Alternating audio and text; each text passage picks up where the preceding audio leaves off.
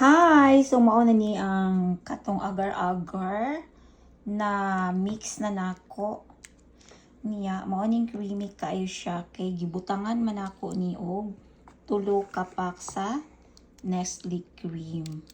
So, mas mulami pag yun ni kung akong ibutang sa ref. Then, bagay kaayo kay summer naman diriya sa Japan. So, lami kay kaon ani unya nga pagbugnaw-bugnaw na gyud. See? So, sulit pud kaayo ang gulaman na 500 grams na powder kay daghan na gyud kay kang mahimo.